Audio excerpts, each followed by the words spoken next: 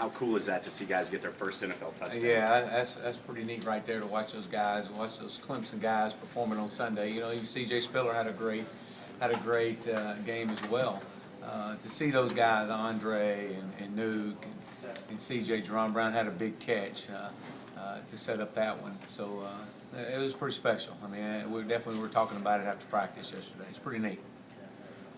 Does that help maybe even motivate the team? And just does it have nothing to do, I know, with this group, but in some ways, does it kind of put a bounce in their step maybe for practice or anything like that? Well, I mean, I think our guys are just excited for their former teammates, you know, and as far as motivating our guys, I mean, I don't know if it does anything to help motivate them, but I think it definitely helps those guys out to see, you know, to be able to relate to them and say, man, they were right here a year ago, and to be able to perform at that level and have an impact and make a difference in the wins and losses.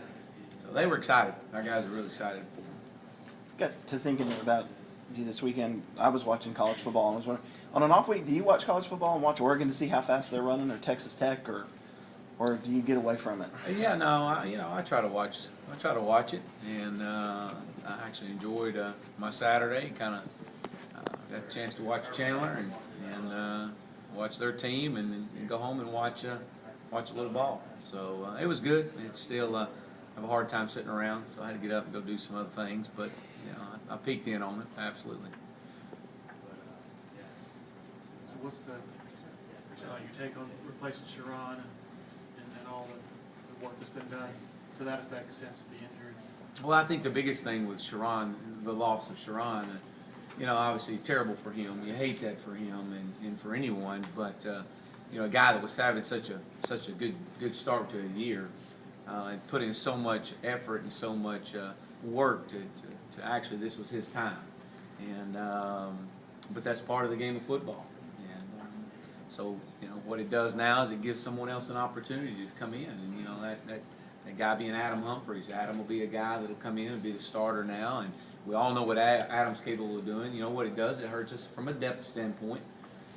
But you ask your Mike Williams and your T.J. Greens, those guys have got to step up now and kind of be thrust more into a role. G-Hop will kind of become the first guy in, I guess you could say, where Adam was, you know, when we had Sherron. G-Hop will now be that guy. It was good to see G-Hop get the confidence and play at a high level last week. So, you know, that's the biggest thing. You hate that for Sherron. It's going to give someone else an opportunity to step up, and it's going to definitely, you know, from a depth standpoint, it puts us in a bind. But we'll be okay with that. Well, does Sherron separate from Adam in other ways to get that starting role starting the season, or does it basically just come down to size and speed? Well, I mean, I think it was more so just the versatility of Adam, you know, and with Sherron being comfortable and it has kind of gotten into that role of earning that starting job. Adam had the versatility to be able to play anywhere, and so Adam gave us that quality backup in different positions there, and obviously Sherron with the size and the speed and the way he was playing was good start for us this year from him. What are the differences for players, coaches on these Thursday night games? I realize you shift everything back a couple of days and start game week on Saturday, but from your perspective, what do you have to tell the players just to make sure that they're ready at sort of an odd time to play football? Yeah, I mean, Coach has done a really good job of pushing things back. You know, this is to us is like a Wednesday. I didn't even know I had a press conference today. I really thought it was Wednesday. So we've tried to do a good job of relaying that to our players, and the way we've practiced.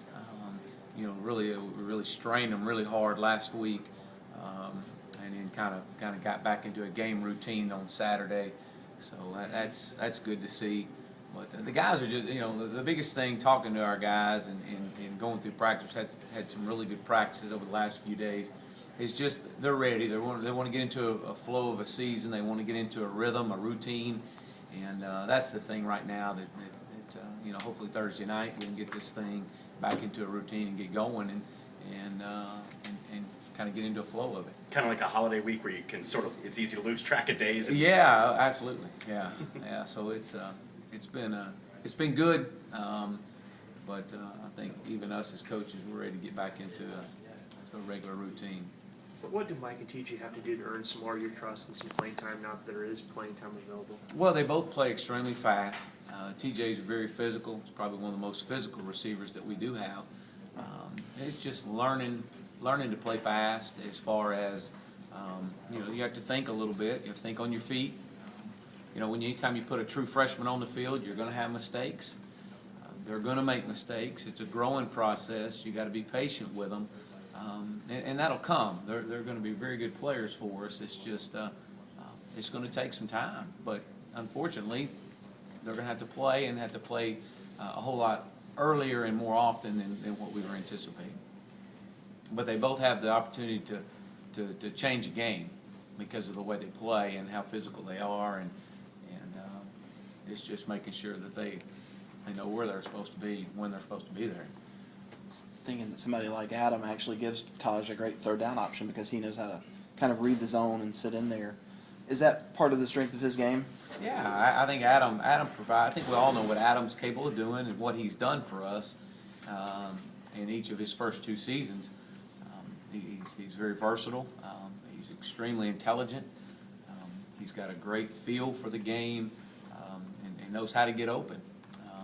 And so I think we wouldn't have won the games we've won without Adam Humphries over the first 2 years, or my first 2 years here, because he's that much of a threat for us and very dependable.